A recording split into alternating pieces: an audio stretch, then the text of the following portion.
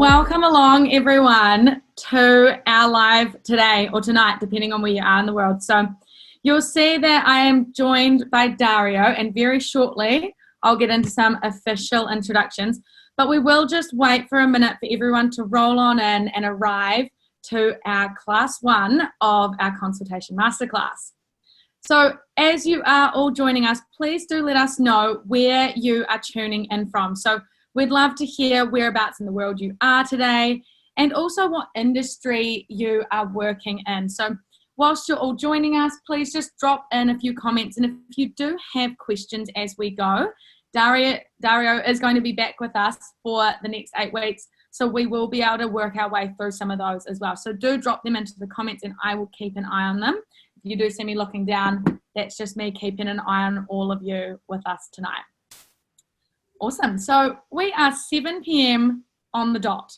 Now, everyone, welcome along. Now, good evening if you are in New Zealand or Australia, and good morning if you're joining us from the UK. Thank you so much for joining us for our first ever consultation masterclass on who is Dario.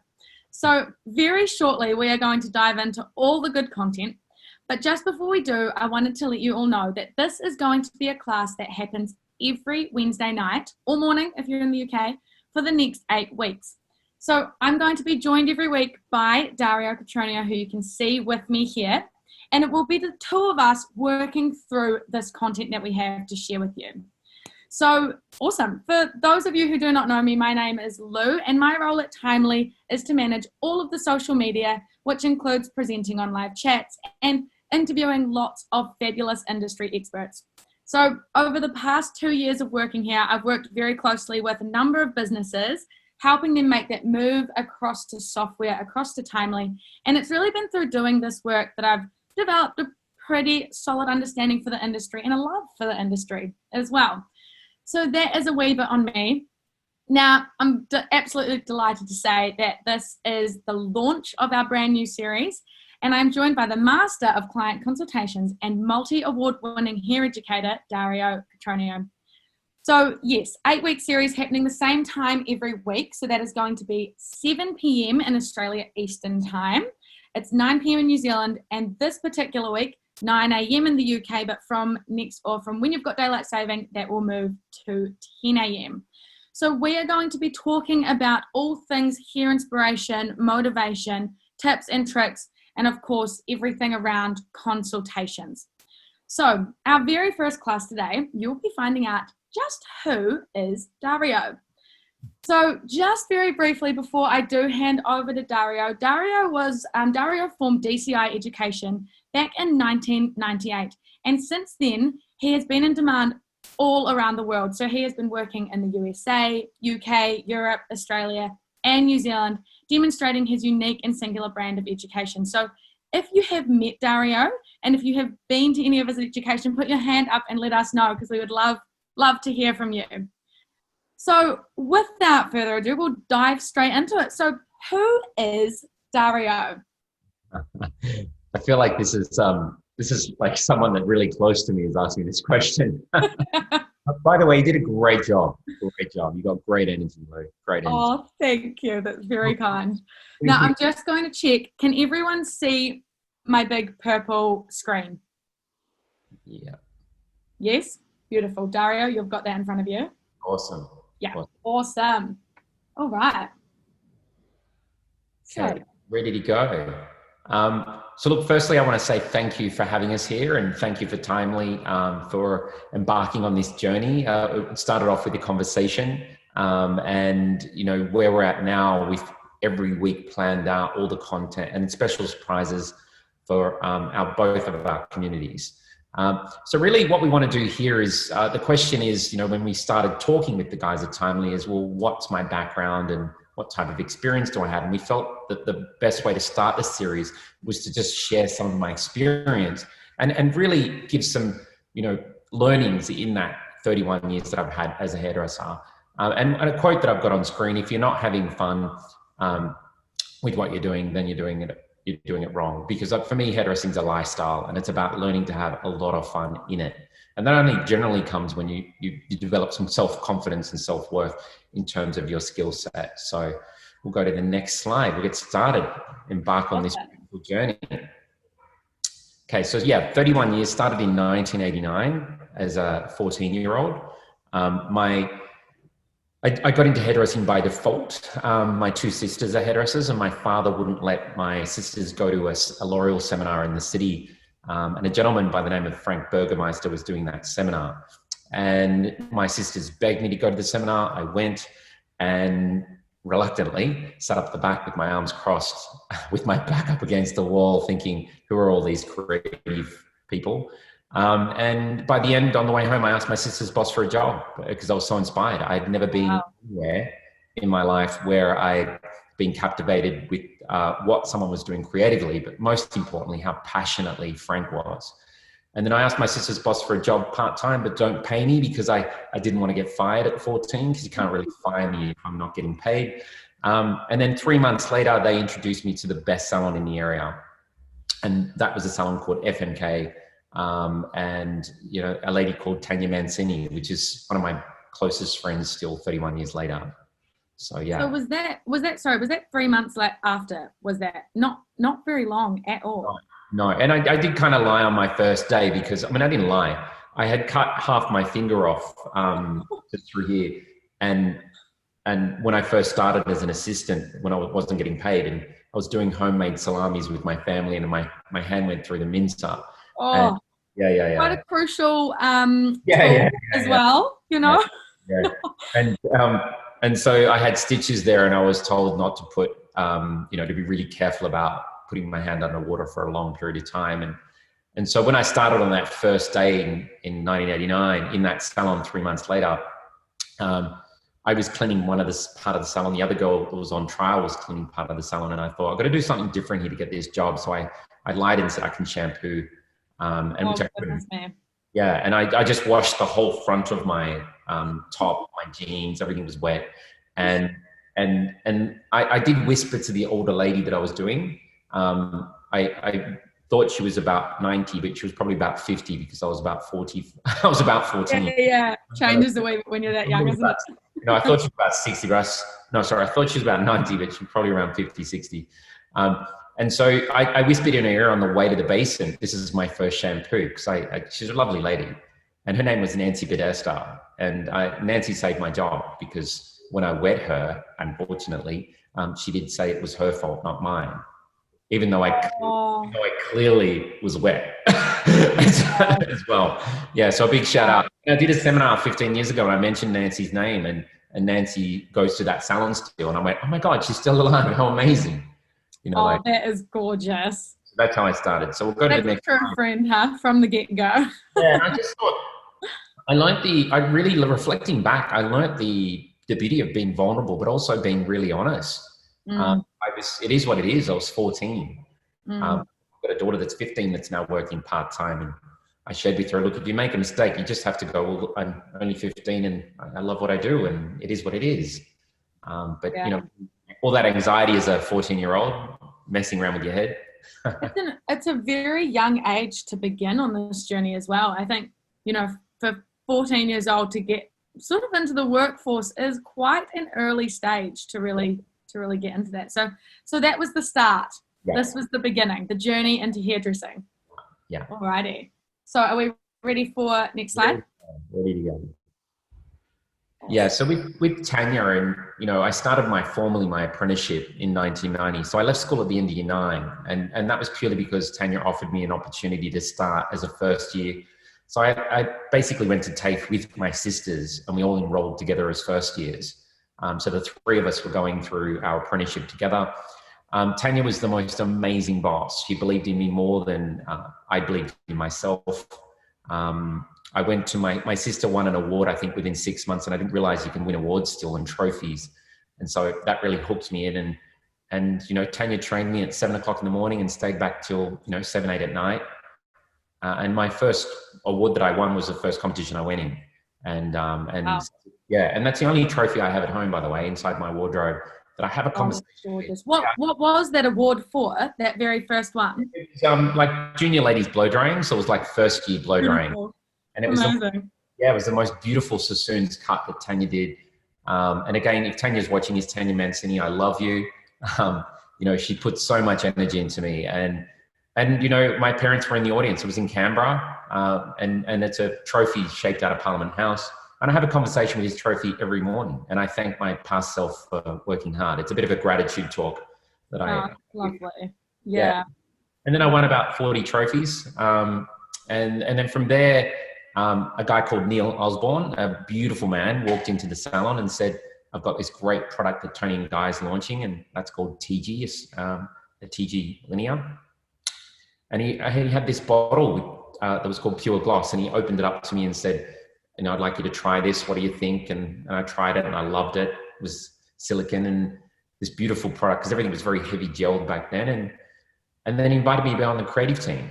And so, yeah, and that took me from going into awards. Awards really built a platform for, I suppose, awareness and, you know, getting myself out there. We didn't have social media back then, so we had to be seen.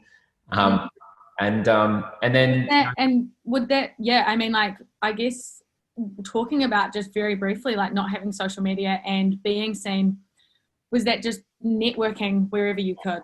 Yeah. And really creating the relationships with the people that you did meet, that you did encounter. Yeah, and I jumped on every opportunity when I was younger to really get involved in teams as far as creative teams. So we had Intercultural back then, we had IHS, and anytime they talked about new talent, I was jumping on and saying, I'll collaborate and we'll do. And I was working with really great people. I mean, people that I work with, collaborated with back then around the world and doing really well in hairdressing and still going strong. So that opportunity with TG was a really interesting one. You know, we got to this hotel in King's Cross to launch it, and Neil had brought, you know, some outfits for us to wear, or so not some outfits, like a vest. And one hairdresser in particular really got challenged by wearing that vest because he had a huge ego. And he went, oh, I'm not going to dress like that. So he sat out of that whole, which gave me a massive opportunity to really share my skill set. And I was quite grateful that he had a huge ego, because it gave me more of a platform. And I think we're challenged with these opportunities in life that it could scare us, and we can use excuses, or we can just leap into them. And then that led me to Tony and Guy in Australia, and where I became an educator when Tony and Guy opened up in '95. That was probably the best years of my career, because I could actually start to see what I had trained for. I still hadn't seen the fruits of all that training other than trophies. You know, to work at Tony and Guy and do the bartering system and do the training, I was trained by a beautiful guy called Ben Cook, based in London. And Ben was so patient with me and just, yeah, really kind, and developed some really lifelong friendships there. And then, yeah, after about 2 years of working at Tony and Guy, I really wanted to move into the world of magazines. Session work was just starting. Back then you had to do hair and makeup. You couldn't do one or the other. Oh, interesting. They like singular person, both hair and makeup. Yeah. You had to around 95, 96, we were doing a lot of fashion shows. I was assisting a lot on shoots. And then I just felt that I really wanted to go out on my own and start exploring what it's like to do hair and magazines and TV commercials. And yeah, so I left Tony and Guy, went to a salon called Helmet, which was the best salon in Sydney, architecturally and clientele. It really helped me with the type of clientele. It was a very sophisticated clientele. Tony and Guy was very edgy. It was beautiful. It was very fashion forward. But coming from putting the two together really helped me understand that the type of clientele that would really support my life and my lifestyle, and looking at long term versus clients that were quite transient. And so, yeah, magazines was amazing. So I'll get you to the next slide. Awesome. Now let me just quickly touch on. So I was going to ask, when you were just mentioning about trophies, 40 trophies, and then obviously alongside trophies, there's been obviously other achievements around getting to work with magazines, Tony and Guy, things like this. Now, if you could say what your best achievement was to date, what would you give us? Obviously my 2 kids, you know. That's gorgeous. A 15-year-old and 11-year-old. So, you know, we're pretty tight as a family. You know, meeting my wife really in that stage that I was just talking you through. That's when I met my wife. 1996. I would have met Veronica in 96. Yeah. And I was 21, she was 26. And, you know, I was very much into my career, and she was very patient to allow me the space to supportive. Amazing. Yeah. So, I mean, I suppose at that stage, working for Tony & Guy was probably the biggest thing in my career, and doing bartering. And thanks to Dennis Langford that runs Tony & Guy for that opportunity. And again, the people that I work with, it was probably the best. If I look back at my 31 years, the talent that I work with in that salon was phenomenal. I don't think I'll ever come close to that type of talent. Like, I work with Nick Owen, which is based in the UK, Clive Allwright, which is based here, is one of my close friends, you know, Leon Gorman, based in America, and, you know, I can keep going on through names, but just really, really talented. Marie Kovacs in the UK. And you know, watching what the standard, every haircut was a performance. It was really different. It wasn't like getting through the day. It was actually about creating art every 45 minutes. And wow. You know, it was really amazing. Every client walked out, looked like they walked out of a page in a magazine. And you must have hit the pillow so hard at the end of those nights. Yeah, I was young, so you know, you didn't really rely on too much sleep back then. It was yeah. And I got an apartment just around the corner from the salon, so yeah, it was all good. Good. Cut out a little bit of transport time. Yeah. I was living with my parents till I was 21, and it would take me 2 hours to get to the salon and 2 hours to get. Yeah, wise move then. Yeah. And just to share with people how passionate hairdressing was, we would have a staff meeting at 6 o'clock every Saturday night. It went for about 40 minutes to an hour. And that's when the whole team was on and everyone was together. And it wasn't about money. It was just about how much did we make for the owner of the salon, and did we achieve our goals as a team creatively as well as financially for the owner. It wasn't about us. It was because we felt that we were getting fed in a creative way. Right. Yeah. And that can only last for a certain period of your life. So, you know, and so hence why I moved on and started magazines. And in 98, when I left Tony & Guy, I didn't really want to teach anymore. I really wanted to focus solely on education. Back then it was, you know, kind of seen as old fashioned to talk about, you know, you're a teacher, you're an educator. Okay. So I just didn't want to do it. And then my friend, a friend of mine that ran Redken at the time, just constantly begged me to do a seminar. And she was the general manager. And I said, I'm not interested. And it was about 3-4 months. And she said, look, you know, you can do whatever you want. She tickled my ego. And I got a really good friend called Shari Reynolds to do the color work. And in the audience was a lot of my old clients that I had taught. And one of them was, SG Hair, and Sharon Blaine was in there. And, you know, and so you end up, you know, that then got me into educating. And then we thought, okay, we'll do education, but more sustainable. I wanted to create shapes and haircuts that were very much within our climate, within Australia and New Zealand. We're very outdoorsy here, and we're very much about lifestyle. And I wanted to create shapes that really suit that lifestyle. And so we came up with DCI, Dream, Connect, Inspire, and created a brand that we didn't really know how far it was going to go, but it just felt right. You know, it just felt right. It was the right thing to do. And it was great. It was really great. I just can't believe it was back then. It just feels like it was yesterday that we started this, which is, You're in your 20s, enjoy every moment. Take as many photos. Now, we're talking about this as well, and I guess you've sort of covered it here, but if you would say the real push there, that push to start that DCI education, and I guess what it was that inspired you to do that, because obviously you're saying that you were at that point where you were so ready to finish up with that, and then having people being like, come on, please. Was it just the healthy peer pressure, let's say, of, you know, friends, or was there something inside there? What was that inspiration for you? Yeah, well, the night that I did that seminar for Redken, I had my models were like, they're really well known now as you know, in New York, this really great stylist. Like everyone that was my model that night became something. So we had quite we put a lot of work into the type of people we were collaborating with that night. The energy of that seminar was amazing. But it was Katrina Gallo. She now works at Belons, but she worked at SG Head. Katrina, I taught. She's very passionate, Katrina, and she really just stalked me at Helmet and just kept on persisting. Please come out and train our staff. And I did really seen something there. Yeah, and I just said, all right, I'll do one session, and I went out and we had fun, and then we booked another one, and 25, 60 years later, I'm still teaching SG Hair. Yeah, wow. Yeah, they're like family. They're absolutely family. The way they look after each other. And then, my second client was Sandy Chong. I used to cut Sandy's hair back then as well. Brilliant. And Sandy, I traveled to Newcastle for I think 13 years every month. And my third client was Sharon Blaine, and I taught Sharon's staff for about 10 years every month. Wow. But I really kept it hush-hush on magazines. I never told anyone I taught.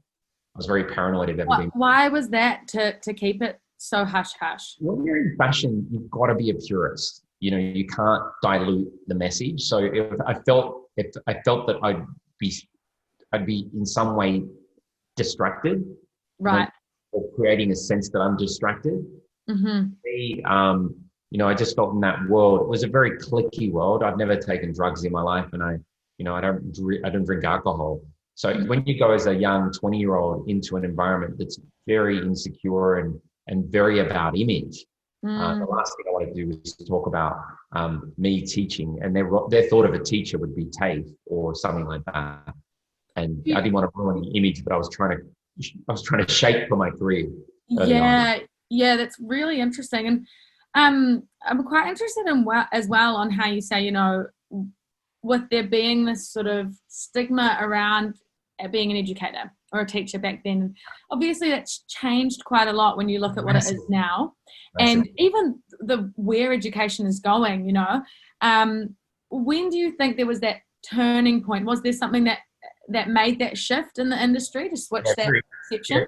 Yeah, the shift was technology. I remember, which I'll get to in these slides, but I remember, when the launch of the iPad, I was in Paris meeting the heads of L'Oreal with my iPhone, showing a video. My mum happened to send a message, "Good luck for your meeting," in front of the heads of L'Oreal. Oh, just to make me human, Notifications off. Like I just went, and but yeah, technology and social media.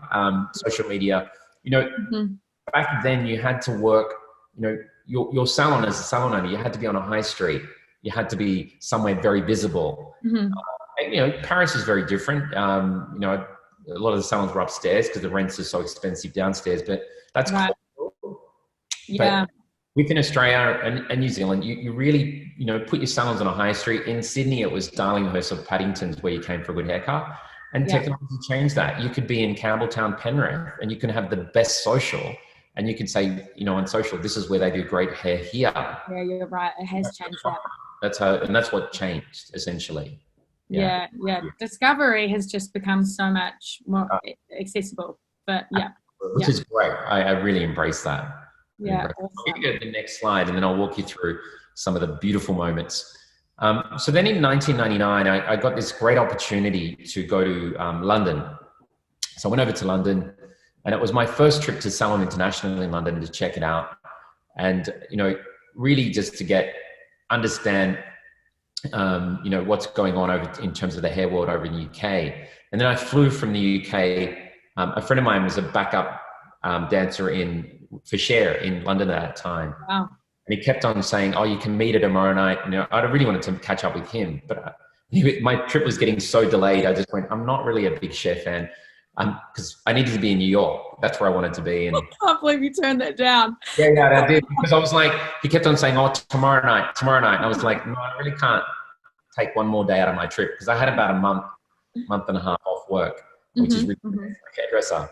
And so I went to New York, and the minute I touched down in New York, I just felt this is where I need to be. And my friend, one of my closest friends in New York, a guy called Stephen Dimmick, he has the most amazing story. And I'll quickly share it. He won't have a problem with me sharing it.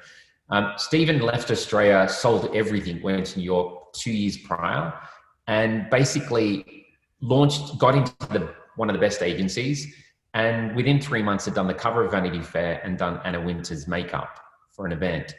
And, you know, he was flying, as you do in New York. It's like, you know, when you find that lane, and it's an express lane in New York. And then he went and did a job, and he was quite relaxed, and Americans didn't know how to take our humor.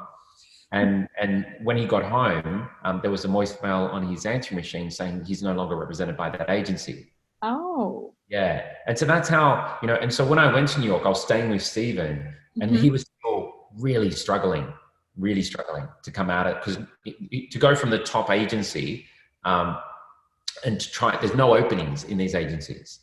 Do you think that was like, you know, I feel like Australians, New Zealanders, quite sarcastic, like that sort of thing. Just not, interesting that it was such a really like a cultural barrier almost, really, isn't it? He was looking after one of the most high-profile fashion editors in New York, and she'd requested him again, and he said something really quite casual, and she had a really bad interview. He was doing a makeup for a TV show, and she used him as the under the bus. And I know it sounds easy now, but that's his truth, and that's what happened. So when I was staying with him, he was talking to me about his experience. I was like, wow. We were staying out at Queens, and then I walked into New York, and I just loved the vibe. And I was like, you know, Stephen, I really want to work here.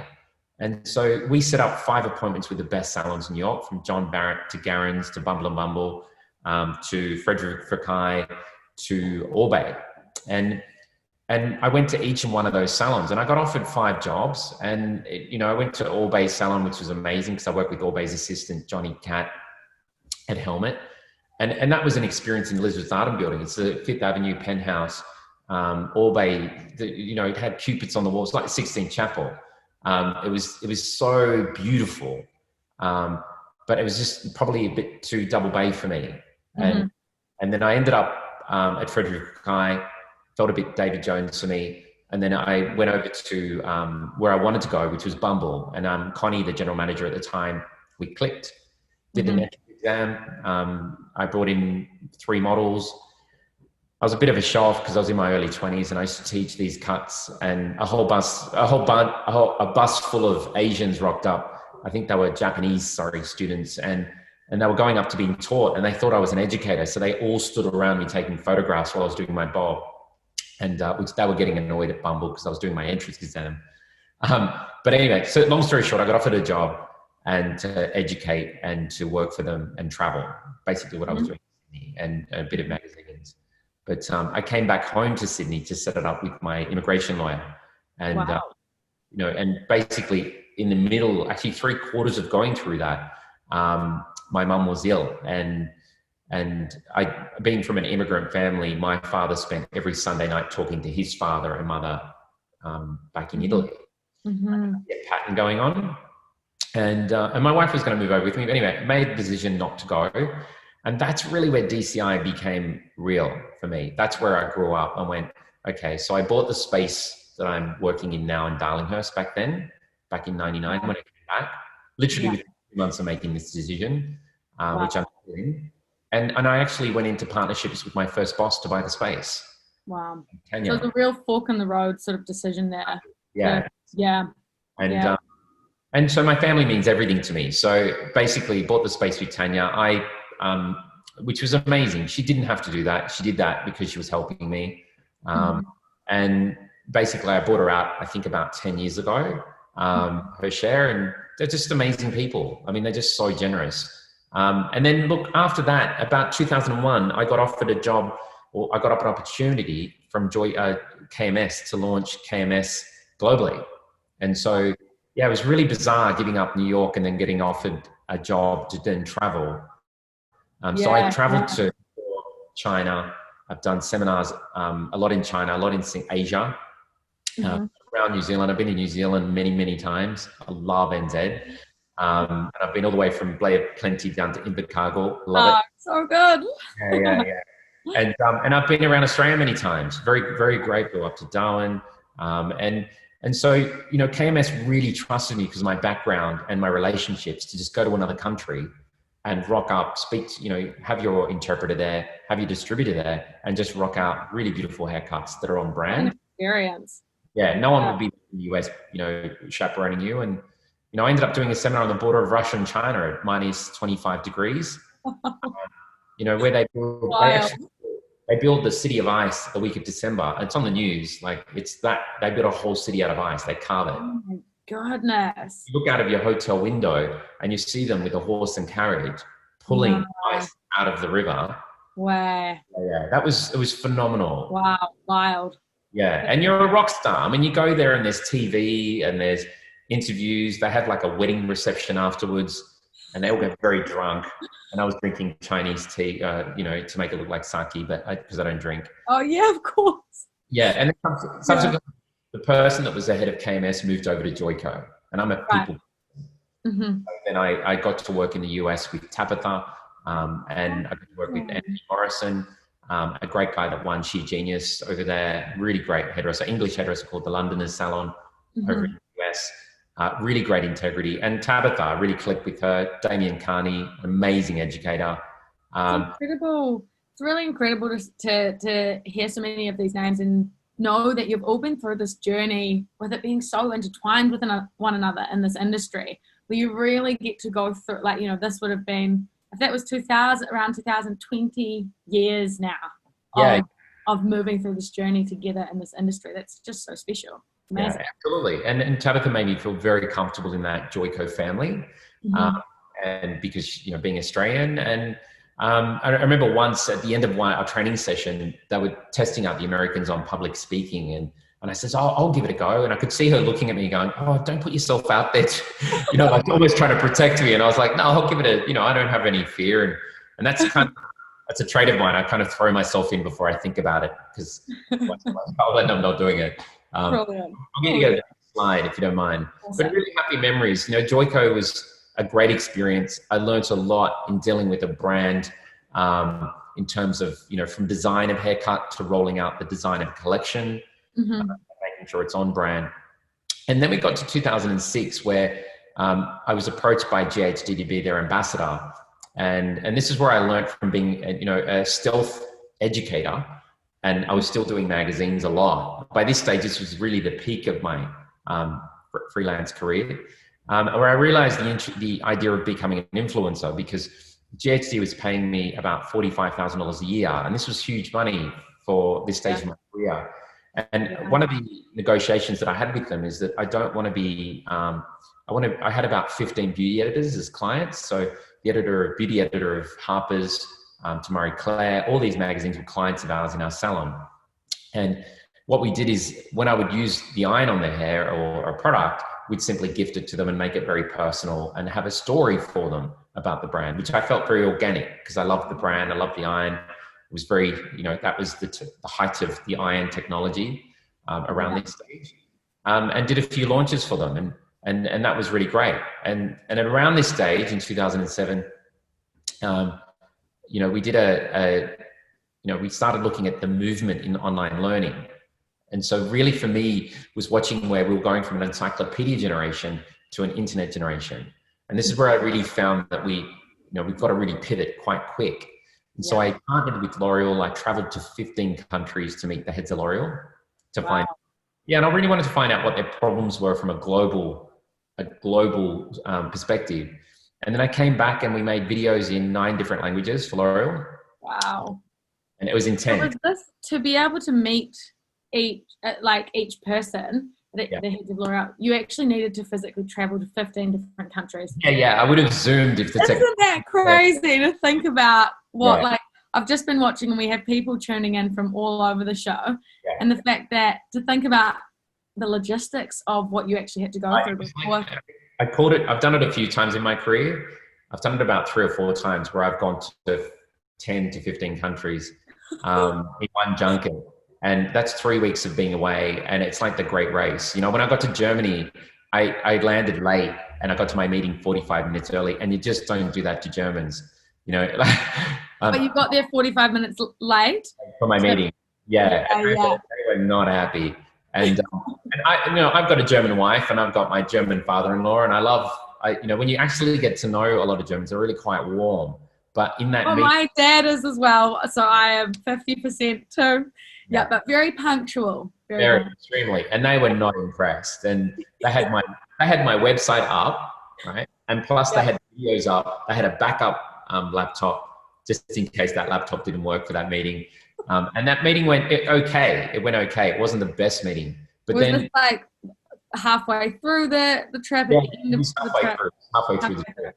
And then look, probably about 6 weeks later, I went back to Germany. So I went back for another trip because we got a lot of traction with the first series. And then I went back to the UK to speak to the heads of L'Oreal in the UK. I went to Italy to meet the head of L'Oreal in Italy. And then went to Germany. And then Germany, they took me out for lunch. It was a very different reception. I thought the first meeting is just a test if you'll come back for the second meeting. But anyway, so that was great. So that this whole period was to really help us understand. It was part of our innovation growth. That really ultimately what it was. And around this stage, L'Oreal introduced me to this gentleman that really changed my life. And he was teaching me a non-surgical approach to rebalancing the face. So really from a cosmetic surgeon point of view, he was in the country for a few days. Well, not a few days, he was in the country for about a week. And I was saying, you need to see this guy and you and him would just hit it off. And, I thought, oh, I'm so busy, I'll send my sister. And my sister didn't want to go. And I'm so grateful she didn't want to go because this guy did change the course, another fork in the road.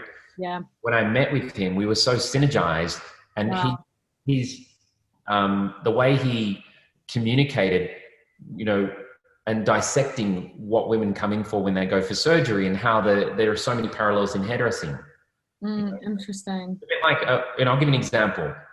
If a woman comes in and says, to a salon, I want a fringe, a salon hairdresser mostly try and look at their face and go, okay, if you want it, I'll give it to you.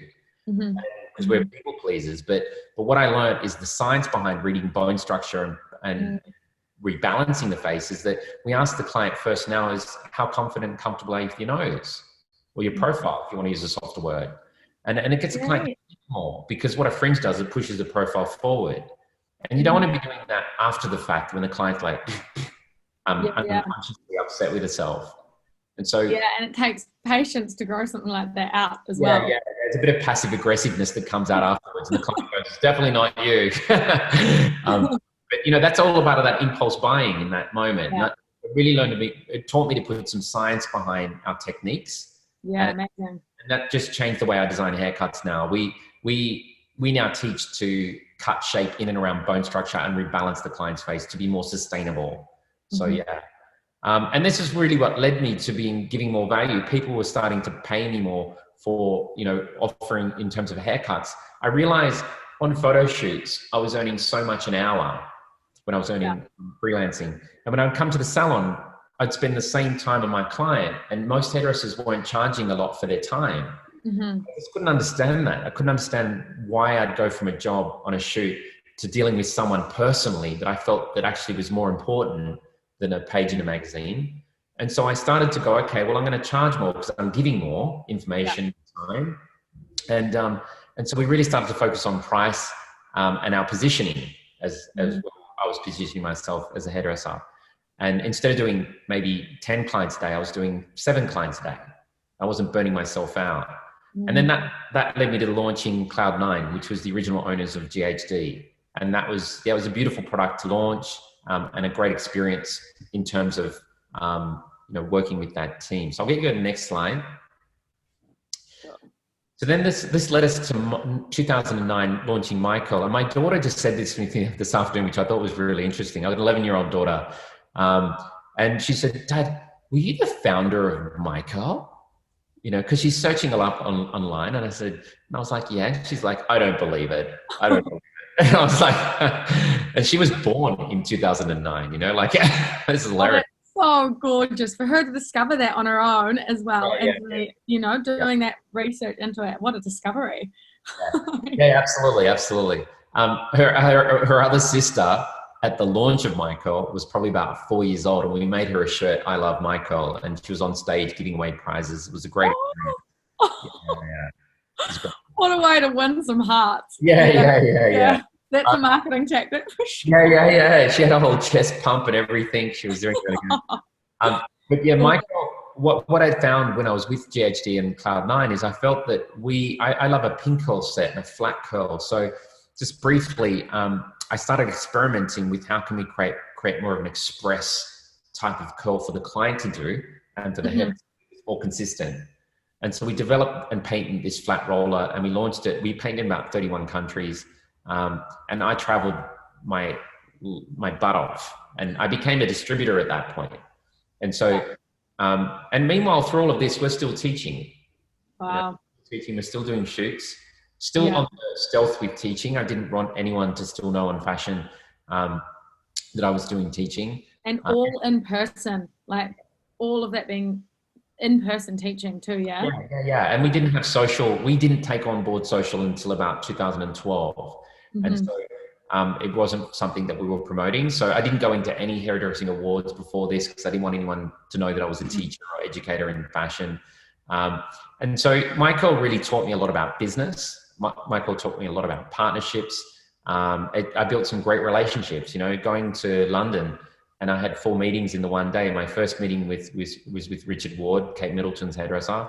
I spent 2 hours with Richard. Richard was trying to convince me to get Michael on the shopping channel over there, the TV stand, to do it. Beautiful guy, really successful business in Sloane Square, and a dynamic person.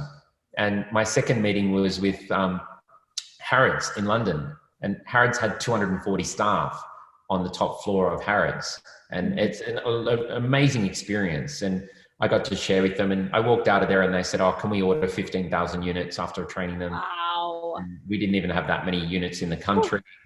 And then my next meeting was with the head of Remington, because we were also working with Remington on another project. I had just come from Chicago, which I'd met with Remington globally. And this is all out of hairdressing, man. Like I just laugh, I've learned. I used to go to a bus on the way to school. I used to be on my bus thinking these people, from elderly pensioners to young people, when I was going to work, these people were all heading to a hair event. And I spent most of my teenage years catching a bus to work thinking imagining we're all going to this hair event. And then I find myself years later, deja vu, all heading to a hair event. Yeah, wow. So Michael, so in summary, Michael was really teaching me about innovation and launching. That led me to launching Alterna, which is a really beautiful luxe brand that I know Schwarzkopf now has, which was great. And then really in 2013, that's when we started to see a shift in understanding subscription education. Right. I felt that hairdressers were going to courses and they didn't quite get it. And you knew when they left, it was just too much information or it was over their head. They probably weren't feeling good that day. And so we developed subscription education where our mentor program was our first one, where hairdressers come to us between February and November, 10 sessions for the year. We pre-record the cut. We put it on behind our website in a secured password area. And it's an access available for them to access the whole year so they can go back as a resource library and check out the haircut step by steps. So they don't have to put pressure on themselves. Yeah. That was one of the best things I've ever done. And so was this like, in terms of subscription education, had many others started doing this back in 2013, or was this seen it around very much? No one. Veronica, my wife, Paul Seville was over here doing some classes from New Zealand. And I really loved it. I think he did it in 4 sessions. He was doing some traveling in 4 sessions. He would come over in a month. And I really liked that idea. And I thought, okay, this is great. This is a great idea. I'll do it over 10 months. And what it did is it just helps me hold the hairdresser's hand through their most challenging. It's really challenging for a hairdresser from February to November, dealing with, your own life and then having to deal with clients that are coming from very different places into the salon and getting through winter, which is a really brutal part to get through because people are coming in not so great mood. Yeah, absolutely. So my role was to help them with a great technique, but not only that, designing cuts and shapes for people, really designing the modality and the archetype behind that haircut, who suits that haircut. So they've got a toolbox by the end of the year. So they don't have to think too much in the salon. They can start to have more fun because they're armed with all these tools. So, you go to the next slide. These shoots in the background are some of the shoots that I did. in this journey and around these times. So launching in 2014, we felt that in the first year that hairdressers were coming to us that perhaps in their apprenticeship, and the mentor program's designed for sophisticated or experienced hairdressers. And so we found that we need to develop a program that's purely for hairdressers that want to be retrained.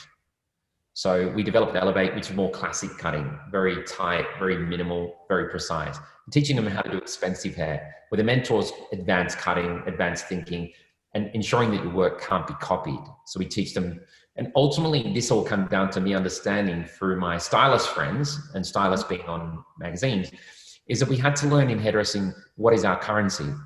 Yeah. What's our currency?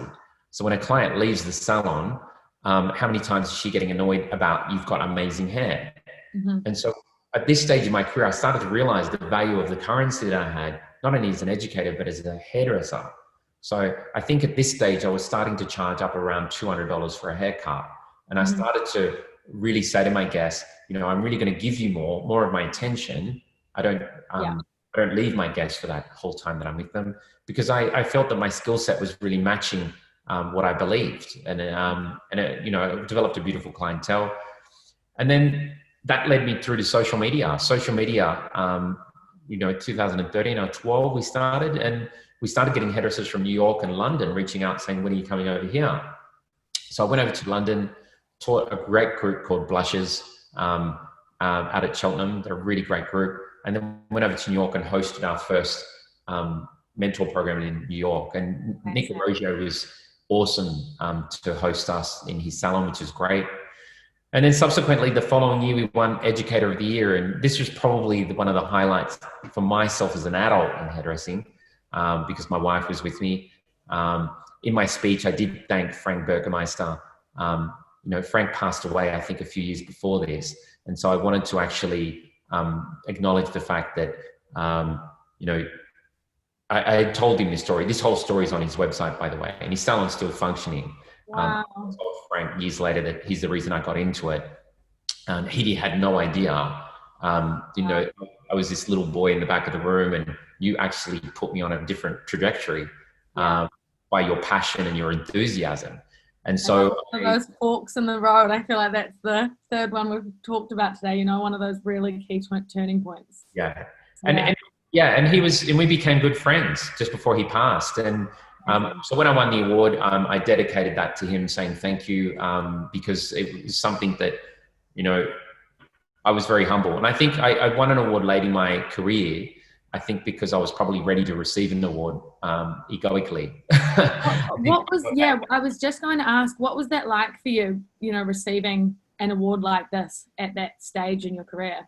Yeah, it was a lot, because a lot of people that I had taught before that, a lot of people I had trained had won this award many times. And we were very supportive for them. And my wife kept on saying, go in them. And I was like, no, I really don't want to, because I've got this thing with passion and I don't want to interfere with that. But by this stage, I had stopped doing that.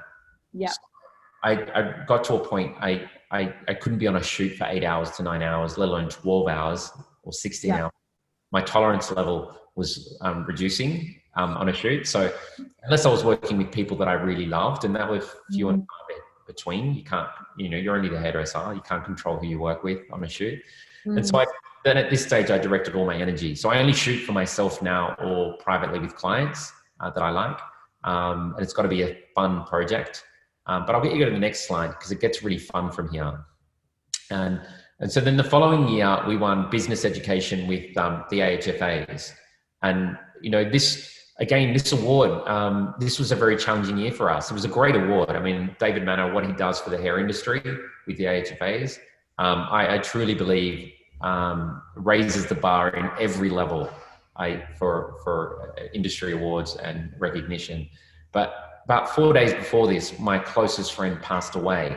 Oh, I'm sorry. So no, it's okay. But I didn't want to go to the awards, and I was trying to beg my wife, can she go? And my wife's like, don't be, I was trying to say, can you go with my daughter? And she's like, no. And so I went, and Emiliano Vitali, which is my best friend, was with me. Actually with us. He has tuned in. I saw him pop up before, so he's here. I've been at every table for every time he's been an award winner. He won Hairdresser of the Year, I think in 2015 2015, 14, 2014. And so, you know, I have Emiliano and I started at the same time, used to compete against each other. And this guy's probably he is the most genuine person I know.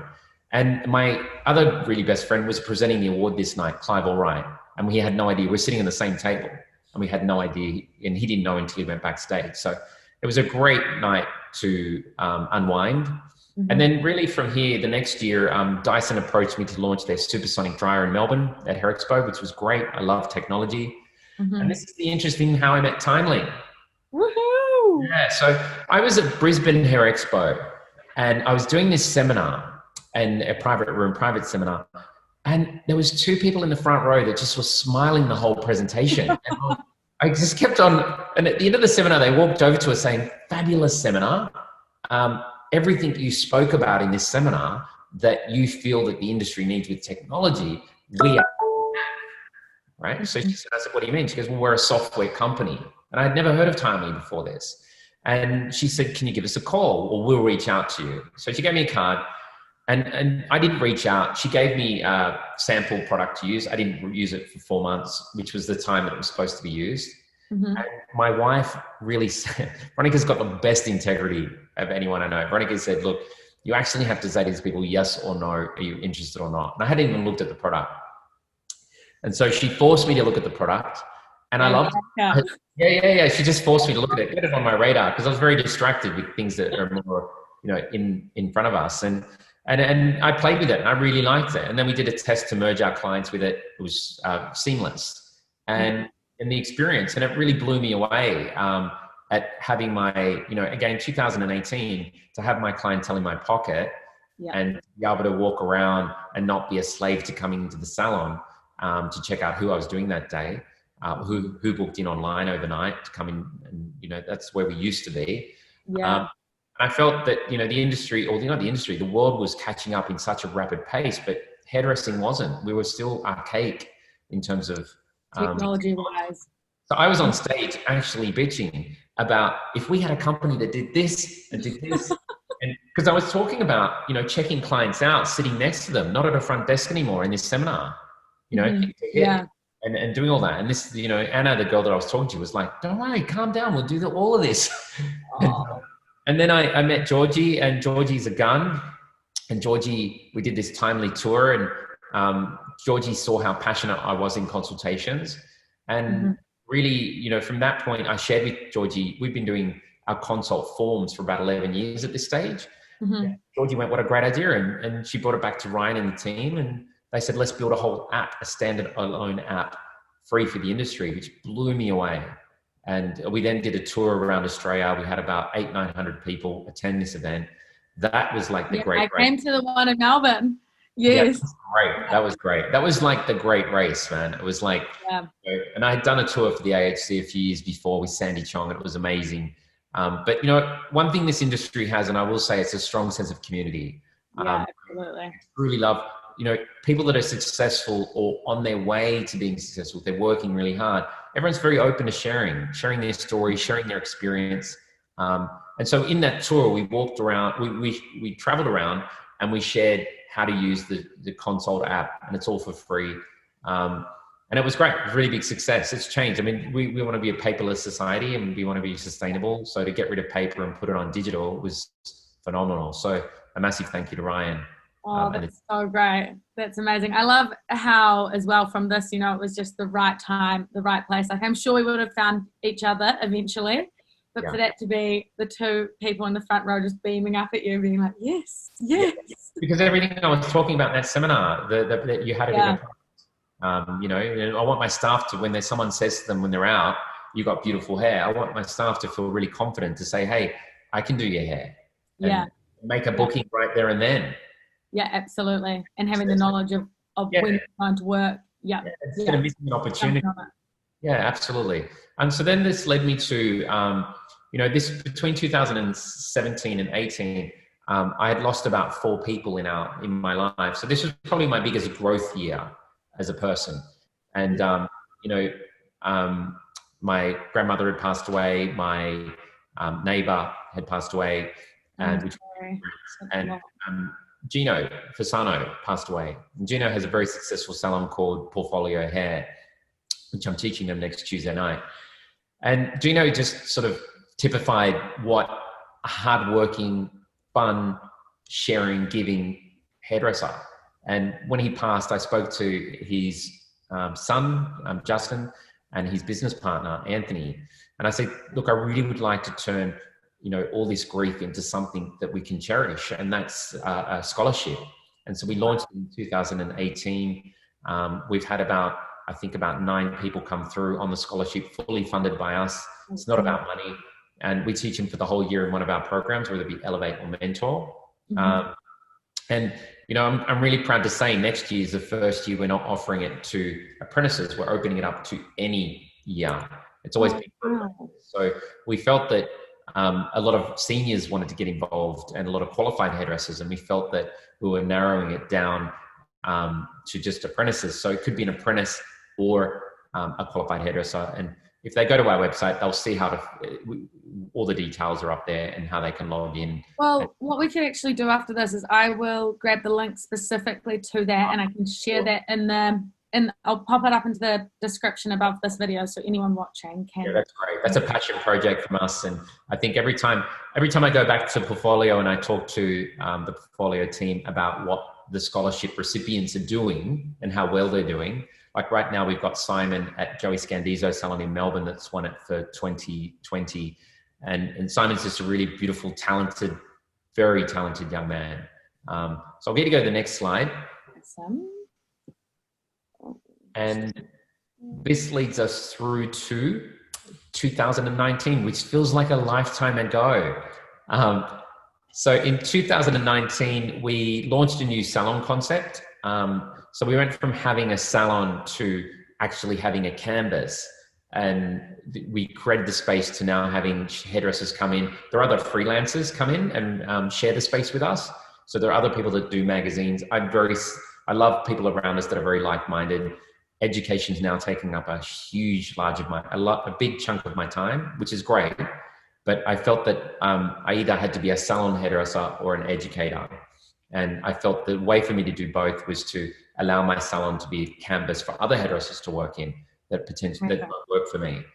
So we did up the space. It looks beautiful. I'm looking at it right now. It looks amazing. And then 2019, we won Educator of the Year again for AHC. Oh, sorry, not AHC. David will kill me. For the trophies right behind that wall behind it. For AHFAs. I have always a problem with aligning that acronym. With the AHFAs, and that was an amazing night. That was really unexpected. I have a low expectation when I go to these events, even though we do, 2019, I'll give you a summary of what we did that year. We traveled 210,000 kilometers around Australia, just teaching. We taught over, we were exposed to 2,500 hairdressers face to face. And, every year for me just seems to get better. And I'm very grateful. We're up to our 5th generation in salons teaching them. So we've taught the owner back in, 20 years ago, and they've sent every manager, every staff, and we're very grateful to bring them on this journey. And so ultimately this year we were hit with 2020. We've all been experiencing, really challenging times, really reflective times on how much, because, we're not traveling. Our salon was shut down for probably about 4 months. 3 to 4 months. And in this time, at the beginning of the pandemic, probably about the first 3 weeks, Emiliano and myself, Clive, were chatting every day for 4 months, every day. And wow. It was probably the best think tank I've ever been involved in. The ideas, we were sort of watching the industry from afar, what was going on. And I think in the first 2 weeks, I just thought, I was on my lounge and I was sitting there, I was thinking, wow, we've got a library with about, 103 step-by-step videos that we have people subscribe to it for the year. And every year we're uploading new content. And I just thought, I really felt like I wanted to give things away. And so I said to my wife, I know you're going to really probably think I'm really out there, but I really want to help, particularly what I was seeing in America and the UK. And so we then launched an initiative to open up our entire library free of charge to hairdressers globally. And that's giving you all away the step-by-steps. and until the end of the year. And so at first it was 6 months, we extended to the end of the year. And so I'm really pleased to say, and the messages, they're still coming. It's amazing. We probably about just over 20,000 hairdressers have logged in and gone into the back end library. And it's a bit like Netflix. You can go back and watch an old film, or you can go and watch something quite current. And you know, our old classic coloring, we had a beautiful colorist, Leah May, do some really great coloring techniques. Our colorist from Sassoons did some beautiful color work. And again, that was just to pay it forward for the industry, to say that, you know, if we put money aside through this time and just open up an opportunity to refresh, reset, and come out of this stronger with more confidence. And that for me, and I remember the night we pressed go on this, I had this feeling of, wow, you know, all my CEO clients and managing director clients would probably say, you're an absolute fool for doing this. And that really came over me, thinking, we weren't earning any income, just like everyone else. But I felt morally really connected to try and help my peers, and it wasn't about money. I'm really proud that, you know, my wife accepted that and she embraced it, and our team did. But the feedback we get, oh my God, particularly from the UK and America. Well, I feel like this is just, you know, this shows the community. It really does. That you would not do this unless you felt that connection to the community, right? Like, yes, you know, it's coming from a place inside and your heart where you're putting it out. And I remember actually back at because when exactly was it that you turned that on? Back in March. Crazy. I remember hearing about this, and I think we wanted to share it on socials as well. I remember hearing about it. I can't believe that was right at the start, like back in March. It is wild how fast time has flown through this, but the fact that people have been able, and no one knew that it would last for this long, with, you know, so many people being kept in lockdown, but the fact that people have been able to, for what is that now, 7 months? Oh. I know 7 months, been able to access something like this, to continue educating through this time. That is what is helping, you know, our industry to continue to flourish, which is amazing. It's awesome. Yeah, and I feel really connected, and I felt it's the same thing, you know, with COVID coming along. I, you know, probably catch about 4 planes a week, and out of the month, 3 weeks of the month I'm away, and I've got a really beautiful family. Like, you know, when I'm home, I have to be at dinner at the dinner table Thursdays, Fridays, Saturday nights when I'm traveling, and it really connected to me and my family, my beautiful wife, my girls. I've never spent so much time together with my family. It took about 2 weeks to assimilate. Yeah. It was very challenging the first 2 weeks because you know, we have a beautiful place. But I just found the first 2 weeks very challenging because I don't think you're alone in that for many households. Yeah, no. I've got a 15-year-old, and my 15-year-old is beautiful. She's a very talented singer. She's won a scholarship next year at school. Oh, and amazing. yeah, she's very talented, but she's coming into herself at the moment. And I'm getting to know, I got to know her through, thanks to COVID, as a woman, a young woman. Yeah, and so special. Yeah, and I've learned to keep my distance and giving her space now.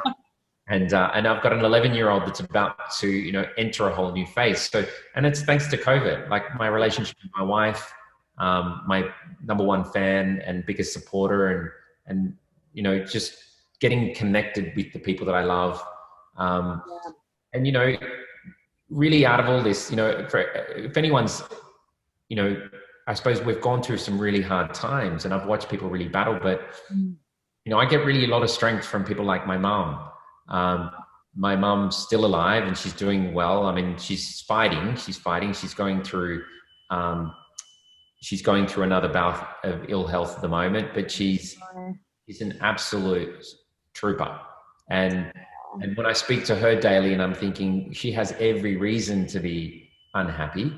Yeah. She's one of the most positive people I know. And she is always looking at the positive and always looking at, you know, to be grateful. Gratitude. Close to you? Like, is she in the same city at the moment? Yeah, she is. But with her health at the moment, we can't go over and visit her a lot, but we're all good. We're all good. I have a very strong connection with my mum and my dad. But I just find that, you know, every day when we speak, she's just so optimistic and positive. And from her lens, gives me a lot of confidence in terms of how I then translate that onto people that I teach. Because I was teaching Melbourne this week, and, you know, I know a lot of people are very, you know, wanting to get out of their homes and get back to connecting with clients. Oh, yes. Yep.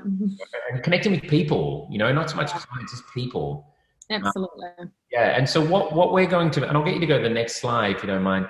What we're doing next is that this whole journey that we're going on in these 8 weeks. So this first session that we've done tonight was to really walk everyone through, I suppose, when I spoke to Timely early on, they were like, well, what sort of experience have you had? I don't think our community, you know, knows the full depth. And so it was suggested that we started off tonight with a bit of background and experience. But what I'm really excited about is, as of next week on the 14th, we're going to be taking on a journey like no other. And this is all about paying it forward. And, you know, I don't get paid from Timely. This is not about a payment. Actually, I've never been paid by Timely. And I always refer that to Ryan. And I'm very transparent. It's because I absolutely love that this company pivots so quickly. You know, what they've got coming up and what they do as far as listening to industry inspires me. And I absolutely love the core team, and, you know, their beliefs and my beliefs as a company and as a person are very like-minded. So what we've put together over the next 8 weeks is phenomenal. And what you'll get as a bonus is phenomenal. So I can't wait to get started next week and really dig deep. Next week's session is going to be class 2, Be the Change. I do focus a lot on the hair psychology behind what we do, because I just feel that in hairdressing, we can focus so much on the creative side and not enough on how to people manage. More importantly, how to manage yourself. Because we got through, you know, we come out of school as hairdressers quite creative, and we're thrust in front of people, and we then have a business, and no one teaches us how to do these things, and we do them organically, and we make mistakes, and we learn that university of life. But I just feel that when I put these presentations together, particularly this one, it's really designed to help you get more connected with you. And then ultimately, once we get through that, then ultimately how fundamentally to get more connected to our clients. Because each client coming into us is supporting our lifestyle, supporting your future, paying for your next holiday when we can finally have one. And, you know, I don't see them as annoying. I don't see clients as a burden. I see my clients as my extended family. But I do have boundaries around my clientele, because I love my clientele, and lifelong clientele. But when you get a new client coming in, you know, they're very different. You've got to have boundaries, got to have process, and you've got to have fun. And hopefully we can bring that to you over the next 8 weeks. Amazing. Oh, wow. Well, honestly, what a way for us to kick things off. Now, I can see that we've had a bunch of people come and join, and there's been some, I'll share these with you after, Dario. There's been some amazing people sharing comments on the journey that you've just shared as well, and where they've had, you know, those moments with you. So Thank you so much, everyone, for joining us for class 1. And what we will do is we will pop up these events on our Facebook page so that you can join those, see what's coming up, make sure that you get those reminders, and you can join us every Wednesday. So I'm excited. I want to start tonight. I feel like, honestly, it'd be quite easy to just keep going. I know that we've gone a little bit over time for everyone, so thank you for joining us. That was an amazing story, Dario, and we hope you all have a fabulous rest of the day over in the UK, evening, Australia, New Zealand, and we'll see you next Wednesday. Okay, high five. Bye. See you guys.